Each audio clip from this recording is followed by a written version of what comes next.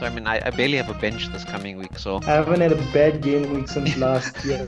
So even if last week's game week was bad, Like I always say, he's Drogba-esque, but he was looking more Lukaku-esque just that game. Welcome to another episode of the South African Fantasy Football Podcast. Game week 20 we're going into. How are you guys feeling? Happy Not New too Year, bad. guys. So good to be back. Happy New Year, not too man. bad at all. 2025 hopefully brings us a few good things. I just want players not to be banned. Ironically, that's what a large part about what we're talking about today. We have a meme of the week, and Rodgers suspended for Leicester at home. What a beautiful fixture! Our man is Absolutely is shocking. banned. And you brought him in this week, didn't you? I brought him in. I brought in Kulusevski, I brought in Rodgers, and I brought in Isak, and all three with returns. So I had a bit of good luck there. I'll discuss mine when I'm discussing my team. We're gonna discuss, sit and talk about a few of the bans. So I have a few players that are banned. These are all suspended due to cards except for Cunha, and I left Duran out just because I felt like none of us really have him, even though I put in And Matthias. ownership's low there. Yeah. I feel like ownership is quite low on Duran anyway, so But- it'll impact people much less. I added Matthias Fernandes from Southampton, whose ownership is 0.0. So I found that really ironic, because normally some family member of his has him in the team, and he is playing on the weekly. But Yeah, he's his also banned. consistent performances. The one that actually hit me deeper than anything was the Timber one, because I didn't know he was on 4 yellow cards. Even me. And I was like sitting there comfortably watching the Arsenal game, and then you go onto Twitter and then you see messages from every FPL content creator saying Timber suspended. I'm like, why? Why? So I mean, I barely have a bench this coming week. So if the rotations do continue as is, I'm going to be in a lot of trouble. I have no bench. Fabianski is injured. I have Cunha, Timber, and Rodgers. Now all three Oh, wow. suspended. So, Wow. but I have one free transfer, and I'll see what to do with it. I'll ask you guys for some advice later on. The one that got me was Rodrigo Bentancur. Didn't he have like an 8-match suspension just 8-match before? ban. It shows how many games how many yellow cards he actually got early in the season. And the best part about his yellow card, it was in added time at the end of the game, 98. It was 8 minutes on. He got his yellow card in the 97th minute. So I don't understand, especially with all the injury dilemmas that Spurs have.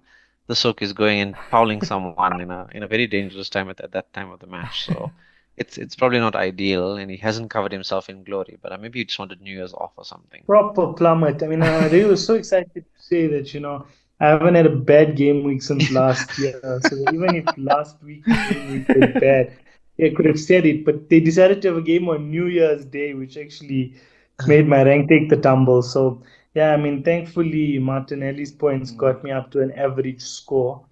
But there's work to be done. I mean, Sanchez's benching or dropping or whatever really, really took me by surprise. And I think it shook me up and made me want to make a goalkeeper transfer now, because having Keller on the bench, and I decided that I want to have the two 4.5s, and now there's some good options even cheaper than that are starting, so which we'll get to once we get to my watch list. But Gomez's injury was also something that really hurt me, and Son's penalty must also. Yeah. But yeah, Gomez's injury in particular, because now I might need to bring in another defender, because I basically have Gomez and Keller in my team, so 2 Liverpool slots being wasted there. So I was looking at Hall, I was looking at a few other defensive options.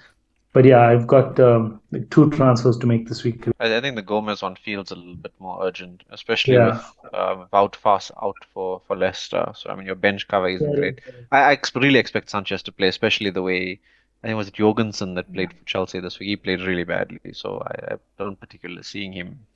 Second playing wild anytime card soon. now available, and Oh yes. I'm tempted already. Yeah. I actually, probably. when I saw your team and I saw Gomez get injured on the field, I knew immediately Liverpool are going to keep a clean sheet this week. I was so comforted that I have Trent. What a performance! Yeah. And it's my favorite match day this week of the year, the season. United at home. I mean, I think regardless of how both teams are doing, that's the one game I look forward to every season. And this year now more than ever, based on form and stuff. So yeah, really, really looking forward to the game this weekend. We can take a look at my team. And I also had a lot of goalkeeper problems, Sanchez and Fabianski, so I got 0 points between them. Kai Havertz didn't start, but luckily I had Kulusevski on the bench who came on. The main thing I'm feeling is I brought Gvardiol in for Hall 2 weeks ago, and Hall has just been getting man of the match performances. Belting it, yeah. He's That was a been playing shocking move. well. And getting bonus for days. Yeah, he's been playing well. I'm happy that I brought in Isak for Jackson, and I wanted to talk about that a bit because I watched the Chelsea game when they lost to Fulham before the quick fixtures that came around this weekend. And Jackson was, like I always say, he's Drogba-esque, but he was looking more Lukaku-esque just that game. I just felt like he was going to be dropped. Shame. So Yeah. I made that transfer, and I kept Cunha, who didn't actually pay off in the end either. I also got a lot of forwards to discuss as well. And if you look at my team, I got Timber in red, Rogers in red, Cunha in red, and Fabianski and Havertz in orange and yellow. So I have one free transfer, but we'll talk about my watch list, and I've even added one player on the watch list just for you, Razeen. We can go to Mohammed Waseem, your team, and a great week for you. Yeah, I actually wasn't too unhappy. Besides the multiple suspensions that did occur, I was quite happy with my returns. But I've been thinking of taking out Jackson for the longest time for Chris Wood, and just freeing up some money for myself to potentially distribute elsewhere. And this past week I considered it because I knew that if they were playing midweek, the last time they had a midweek fixture against Southampton, Jackson got dropped. Against Ipswich, I thought Maresca might do the same thing again.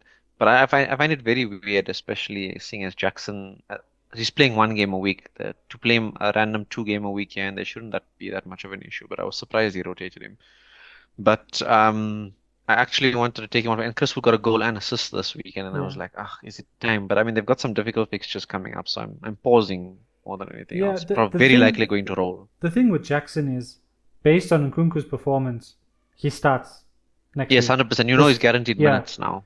It's Yeah. not as if like you don't have the dilemma with Jimenez and Muniz, where Muniz is coming Yes. on scoring, but Jimenez is also scoring, and if Mm. there's no goal, their minutes are managed quite well. Yeah. Nkunku played bad. Chelsea played bad as a whole. Yeah. And I wouldn't rush to sell Jackson. The one thing I would say, and the reason why I sold Jackson, is Chelsea are not looking good. Yes. I'm going to transition into the fixtures. Is that okay, Mohammed Waseem? Yeah, go for it. So Go for it. I think like I'll start with the Chelsea fixture since we're talking about it. Ipswich 2, Chelsea no. I'm not sure if you guys Shocker. caught the game. Absolute shocker. The- I've got parts of it, but it was an absolute Yeah. shocker. So defensively, Chelsea were really bad. I think their right back, I don't know if it was Diassi. Disasi, I know he's Yeah, terrible. Disasi. I don't even know how he plays. Gusto came on for the last 10 to 5 minutes, and already they looked more composed. Delap played amazingly for Ipswich, Yeah. and Ipswich showed a lot of grit, but Chelsea, they played a bit selfishly. I feel But like it's not the first time where João Felix has been on the pitch with Cole Palmer at the same time where they don't look great going forward. So the thing is, what Maresca's always said he didn't want to do is play Felix, Palmer and Nkunku in the same team because they end up filling the same spaces on the field because all of them want to come in that little pocket between the defense and the midfield. And I think they crowd themselves out there and don't give themselves options. So that was, I think, part of their problem with the little bit that I seen in that match. But I mean, they didn't look fluid at all. I think also probably made too many changes to the starting lineup, which probably disrupted some of their rhythm that they've been creating. yeah, I feel the one thing I want to mention is they lost to Fulham in the last game, and I think if like certain players in the team like Madueke, sometimes Sanchez, Jackson, they can go missing from time to time, but the results were always there. And when they lost the Yeah. Fulham game, that's when I felt like he's going to make wholesale changes because now the results are not there and the performances are Yeah. not there. So in that combination, I feel like he had to make those changes because he was looking for answers now. But I feel like based on this performance, nobody's really stepped up. Yeah, I think too many changes. I think he could have probably rotated 1 or 2 players in the team and kept, I guess, the core there. Where if you kept like your Jackson, Palmer, I guess the defense was pretty Yeah. stable. But I mean, Disasi looked really bad, I think, in one of the previous games as well. So I was surprised he got another start now, which And there's- especially against some decent attacking players. I mean, Delap obviously, I think, put a performance of his career there in that game so far. Because probably looking to get a bigger move if Ipswich to get relegated at the end of the season. But I mean, there's gonna be people running after him. I think after that performance. Yeah, I think Razeen will agree. There was no need to bench Sanchez. No need. Yeah, no, absolutely not. Because I think Jorgensen made the mistake. I think Completely agree. Hmm. for the penalty, it was a shocker on his part. So I think that one kind of blew up in Maresca's face. And I think he's trying to just convince himself that they're not in a title race by actually losing matches so that the media is convinced that he's not in a title race. Hmm. Because that's what he's been Speaking saying the of entire time. penalties, Mohammed Waseem, what is going on with Son? Confidence is shot at the moment. I don't think he's got confidence at the moment, and I think that's part of his problem. He is not having a good time at all. So I think Spurs team as a whole confidence is low. I think I think he's a bit overplayed, especially from his injury that he did have a little bit early in the season. He hasn't had time to recover just because there's no depth in the squad at the moment to rotate him and give him a bit of a break. I think he needs a couple of games just to gather himself again and probably do a little bit better. He hasn't had a great season either. I think he plays out too far wide, which means he impacts the game less. He's not a touchline winger anymore, to be honest. I don't think he's got the ability to go past players that easily, but he's deadly in front of goal if you can get him closer to the striker. But I'm personally not convinced that the tactics from Postecoglou works for him. So I don't know. I think once maybe a couple of wins under the belt, his confidence probably comes back. But Spurs have been so inconsistent this season. I at this point in time won't even consider Spurs players. But then watch me transfer Dominic Solanke for Nicholas Jackson in next week. Um, yeah, Spurs assets is something to talk about because there are quite a few hard fixtures. They're coming against Newcastle next, who are the informed team. They got Arsenal, who are very consistent, and I think Everton, who are also on good form. So three hard fixtures. I wouldn't definitely be bringing in any Spurs assets in. Ironically, I brought in Kulusevski about 2 weeks ago, so I'll be watching that. But he is playing well, so I'm No, not in he's a playing rush. well. I mean, he's the only shining light in the team at the moment. If anything happens, if any result to occur, he usually has a return in those games. He hardly ever goes through a game without a return at the moment. The Leicester City game, I don't know if any of you guys caught that. City back on their winning ways, but didn't look amazing. What did you guys think of that game? Did any of you guys catch that game? I caught, I think, a reasonable amount of it, but I mean, I wasn't convinced by City in that game. They still looked really bad. That's the thing. Leicester obviously created so many chances, but I guess no finishing touch on their part. But I don't know. I was surprised. Vardy had a couple of really good chances. I expected him to bury away, to be honest. But I don't know. City at this point in time still don't convince me. The fixtures are still okay, I guess, in the short term, but I'd like to see a little bit more clinical performances before I even consider. Well, not Haaland, but maybe like a Foden or someone. Yeah, Haaland and Foden with returns As, that game. as soon as I switched the TV on, I saw Haaland find the back of the net, and I was a little bit like taken aback. I was like, wow, okay, It's a time is to it time? wildcard.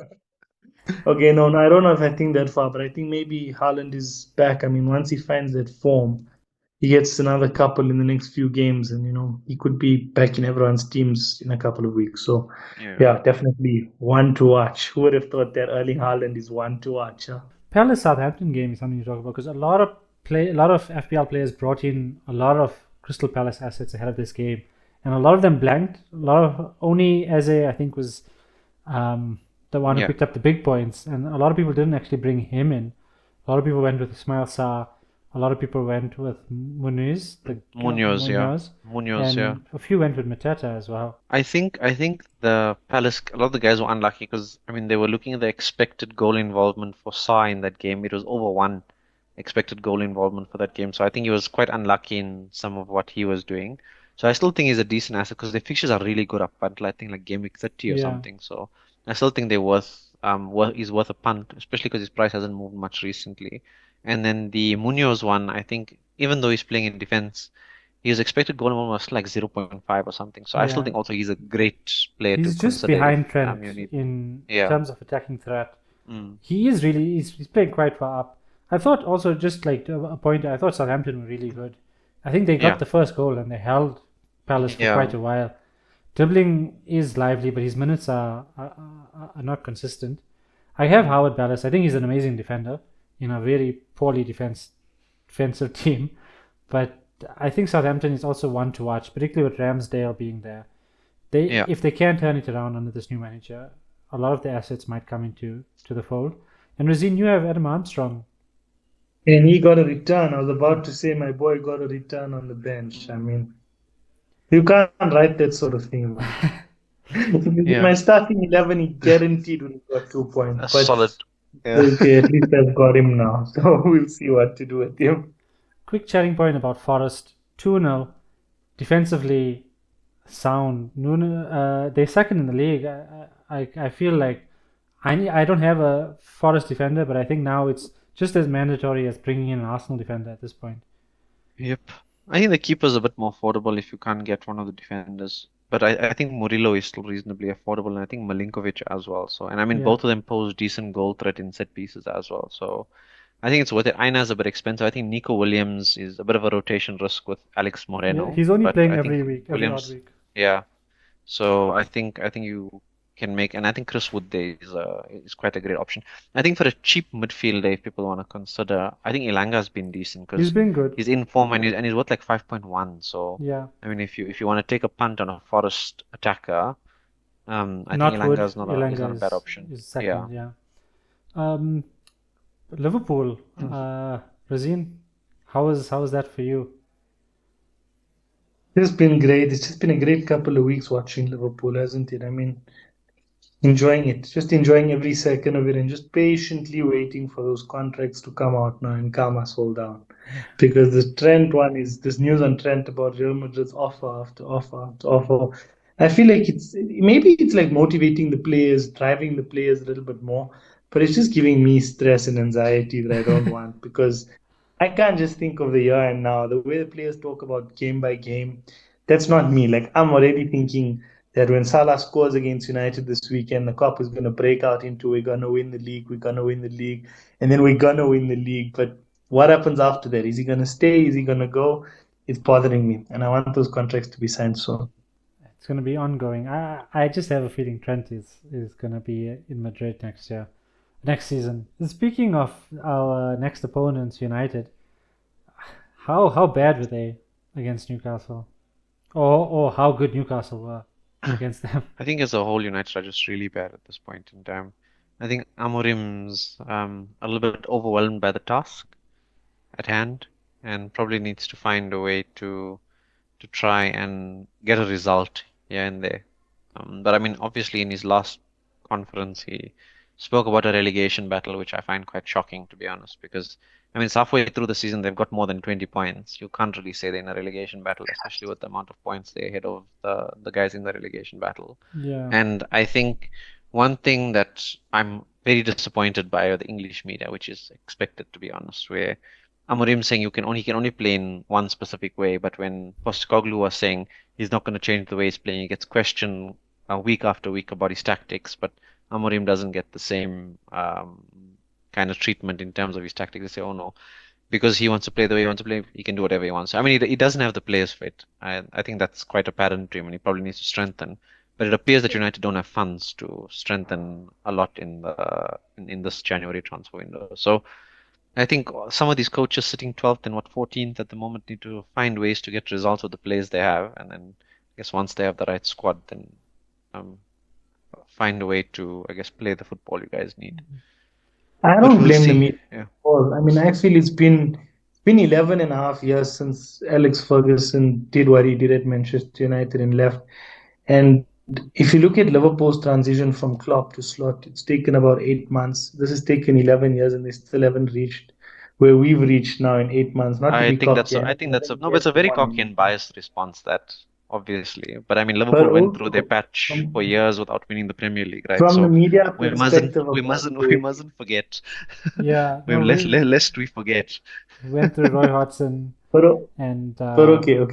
No. Yeah, But based on I how think they're it's a playing at biased the moment, opinion. Yeah, I also feel that the way Amorim's tackled it hasn't been the best. I mean, I don't think so either. Rashford again. I mean, Mm. it's just he's been one of your best players, one of the club's best players in the past decade.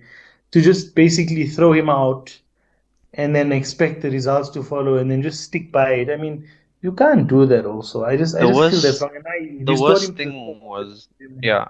I think the worst thing was naming him on the bench this past Yeah, and game, not bringing and him then when on. you had the issues, and you, I mean, you took Xerxes off early, right? Because your team wasn't playing well, and then to not at least bring Rashford on in a position that is preferable for him down on that inside left role, which I was surprised. I was quite surprised that the manager would go down there. I mean, rather bring one of the kids if Rashford's not in your plans and he's not going to play. Bring a kid, sit him on the bench if he's not going to play anyway. He'd probably Yeah. appreciate it more. But yeah, I think the management style is different. Spurs United is going to be El Sakiko soon. I Yeah. think we do play them quite soon. I feel really bad for the Joshua Zirkzee because it wasn't his fault. The tactics I felt were wrong, and I think in that situation as a manager, you have to just hold out till halftime. You tell your players sit deep, hold the ball, waste time, get into halftime, and then you make your tactical subs. It was very embarrassing, and the media also blames Xerxes. A few people said that's Xerxes' last game. It's not really his fault. Let's go back to fantasy, and we can look at Mohammed Waseem, uh, your watch list. I got it up now. Trent, Jesus, Mateta, Chris Wood. I need to fund Trent, guys, because he's literally the man to, especially after this 15 pointer. I don't know how I'm getting through life with him. Now, I can't watch Liverpool games peacefully anymore because I mean he looked good in that game and he looked good a couple of the previous games as well. I mean, to be honest, in this last game, Salah missed two really good through balls that Trent gave him as well. So that makes me even much more nervous not owning him at this point in time because compared to early in the season, he's actually looking like he's having much more influence in the Liverpool play compared to what he had early in the season. So I think getting him in is important, and I've also got some strikers here which I'm considering to hopefully free up some money using Jackson to potentially go down to a cheaper strike and then use that extra funds to potentially upgrade either.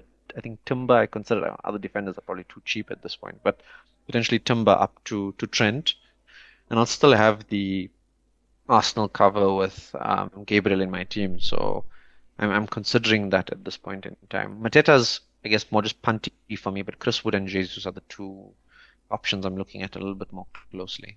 Yeah, I think Chris Wood is the best option in my opinion. He's just on form. Mateta is not really performing, and Jesus is a little bit of a minutes risk, but he can go missing as well. So Yes. I feel like Chris Wood is probably the one to go for, and he is the cheap of all. So that'll be because I can even see him scoring against Liverpool in that fixture. That's Chris Wood. Yeah, very random goals. And he had a good finish this past weekend, so it shows that he can score more than just with his head. And just remember, even though that Liverpool fixture is marked in red as a number 5, that's 1 versus 2. So it'll be an interesting match, and we've Yeah, lost to true. them, and they're the team that beat us at home earlier in the season. You see why they're second now, huh? Yeah, Yeah, Unbelievable. No one would have expected it at that time. yes, and what a good result. Nuno is really got them playing well. Razeen, let's go to your watch list because you got 3 goalkeepers here.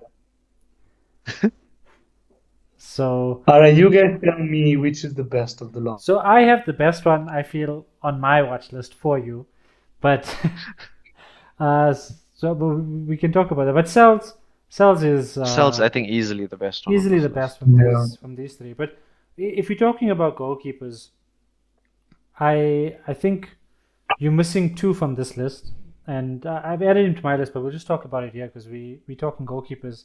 So Cells, I think 4.8, you're going to get consistent clean sheets. He's a monster of a goalkeeper. He's getting good save points. I think West Ham and Spurs, I wouldn't look at them either way, regardless of price. They're playing in teams that are not in form.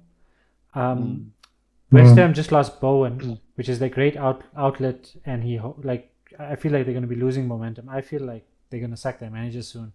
And Spurs just have too many injuries at the moment. Even now, Destiny Udogie is out for a few more And weeks. Vicario will be back in Feb anyway, so I So don't think it's I worth wouldn't going look down at the those Foster two. route. If you want to go cheaper, the 2 options I picked out for you, one is Henderson, mainly because Crystal Palace have amazing fixtures ahead. He's coming at 4.4, so he's 0.4 cheaper than Cells.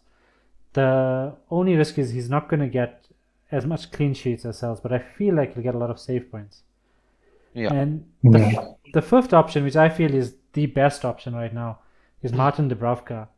He is at 4.3, I believe. Let me check. I have him on. But it's showing that Pope will be Yeah, back 4.2. soon. Just based No? on Dubravka hasn't conceded a goal since he's come in. Pope has been, Yeah. even though he's a great goalkeeper, I feel he's been a bit unreliable this season. With that as well, I don't think they're going to rush him in. I think Dubravka is playing so well that he's coming at 4.2. I feel like if I had to pick a goalkeeper, I'm not doing a transfer just yet, but I'd go with Dubravka in all honesty, unless you're maxing out on Newcastle players, because they're just the team in form. I Yeah, don't trust I the just minutes there saw either. So Pope coming back and Henderson would be the safer pick. Sells would be the best pick, but it depends on your budget. Yeah. And I think you can't forget, if you have budget, Raya is still the premium pick. Yeah. Allison's a great premium pick. If you want to lose Gomez and use another Liverpool slot. And the other one, Pickford, Everton are up on form, and he's been getting a lot of points as well. Yeah, Razeen, you've got a lot of thinking to do, but there's a lot of options out there. So I have Liam Delap and I have Raul Jimenez. Raul Jimenez has great fixtures next: Ipswich, West Ham, Leicester. The only problem is his minutes, but they're both coming in really cheap, and I put them on as Cunha replacements if someone does want to get rid of Cunha, because he's got a little bit of a hamstring injury. He's suspended for one Premier League game, and he's coming into a bit of rough fixtures. So if you're looking away, I'm looking a bit cheap. I'm looking to free up a bit of funds, so I'm looking at Delap and Jimenez. Delap would be more of a bench option when there's a good game. Play him, and hopefully he'll get some returns. Yeah. I put up the fixtures now. Early kickoff: Spurs versus Newcastle. In form Newcastle. Are you a bit worried? No, we've been getting hammered by Newcastle the past few seasons. I expect an absolute drubbing, to be honest. Especially early kickoff, the way the form's been going, the way Newcastle have been playing. If it's another Newcastle 5-0 type of result, I would not be surprised. Like at this point in time, I just go in expecting the worst. A lot of FPL content creators talking about Gordon. I sold him at the wrong time, unfortunately, but great pick. He's playing well all round. We have to apologize to our viewers because they brought up Jacob Murphy. Jacob Murphy, and we said definite stay away. And he's been having great returns since then. But if you can't get Gordon, Murphy's still an option. I think Joe Linton is an option as well. I think he's the better option at this moment because he's more on the minutes. And I'm certainly not fond of either. I would still say if you can prioritize Gordon, Isak forwards, Hall in defense, but I think that should be fine. If you can't get Gordon, say you got Hall and Isak, yeah, would you risk like I would Guimaraes not triple up. I would not triple up on Newcastle. I guess fair point. I mean, they're playing well. I just feel like they're one game away from playing very average for a few in a row. I mean, even though they've been on decent form, I don't know if things turn for them, like will the results still be there? But I mean, Howe's got them ticking again, which I think is great. I think they've got the midfield combo right, which makes the difference for them. But I still wouldn't triple up on Newcastle. I think there's so much value elsewhere to rather triple up on instead. And there's better options at that Murphy range anyway, like more influential options. A quick word on Villa. Rogers suspended, but I don't think he's a transfer out. He's a bench this week and keep for next. I think if you can afford Watkins, go for it. That's the thing. Watkins, if people are out there looking to move on Cunha or Jackson and want to go have the funds, Watkins is a great option. He's got great returns in the last game. He's definitely going to play the next two unless injury or suspension himself. And they got decent fixtures coming up. City, West Ham. What are you guys' thoughts on that? I think it could be the game City finds form, especially without Talisman Bowen there, and I don't expect West Ham to look that threatening, to be honest. I think City probably make people believe they also that they are back. I think it could get ugly for West Ham, unfortunately. The big fixture, Liverpool, Manchester United. What's your prediction before we go? I thought Liverpool are gonna stroll it 3-0. I was also unless Amorim gets them like really fired up. At this point in time, I find it. I mean, United just look so bad, especially against Newcastle, and plus they're away from home at Anfield. Liverpool, after doing a demolition job on West Ham, I think Liverpool are gonna stroll it comfortably. I also feel like it's going to be very comfortable. I'm being conservative, saying 3-0. I'm just trying to think maybe that United come with a little bit more of, I don't know, maybe Amorim gets them fired up and they play, but I mean, I don't expect him to sit and defend. He's going to play his style. I think his style is going to get opened up left, right, and center with the way how Liverpool play. I'm going 3-0 as I well. hope so. Speaking of Fingers Liverpool, crossed. speaking of Liverpool and defensive players, Kwanzaa, is he back in the side? 3.9. Not yet. Please don't speak about him yet. Not yet. What is Let his him- price? keep One, Let's 3.9. one more. There's one It's proper 3.9. clean sheet. come on, Razeen, Kwanzaa is come on. 3.9. It's 3.9. Come on, Razeen, you gotta dabble there, bro. Because now Not Gomez after is what happened. injured. You guys When is didn't go watch Konate the back? first 5-6 episodes and what I suffered just to see When why. is Konate back? No, Konate is Because still that's out for Could a be a while. while. Okay, then it's the move, guys. Free So if clean Kwanzaa sheets every starting, week. I don't see a clean sheet against United. I'm going to go Yeah. 2-1. Yeah, Bruno penalty from the penalty spot after Kwanzaa foul or a Robertson foul because he's the one that's actually been playing really badly recently. No, Rashford will probably play this time and score. So the quick thing to note is that Kwanzaa was dropped in the first game week in 45 minutes, mainly because Slot didn't like how the formation and the team played when Kwanzaa was in there. He felt he lost too many balls and he couldn't get the ball quick enough passing wise. Didn't get it. It wasn't a good outlet. So there is cause of concern if you have Liverpool defensive assets, but I don't see United scoring this game. I feel like I wouldn't bring in Kwanzaa, definitely not. But I But don't Bruno see is United back. Bruno is back It for is the big game. It For is the a big game. it is a concern. But Was it Kwanzaa that gave him that dodgy pass? Was it last season or the season before where he hit that one from It was Kwanzaa. like from distance over the keeper? It was Yeah, Kwanzaa, it was né? Kwanzaa, There yeah. we go. There we go. Yeah, he's not keeping a clean sheet. You're right. Thanks, Maybe a guys. fate. Thanks, guys, and But all right. we cheers, got guys. we got a Take it few easy. Good fixtures luck. coming up, but we'll catch up again Yeah. next week.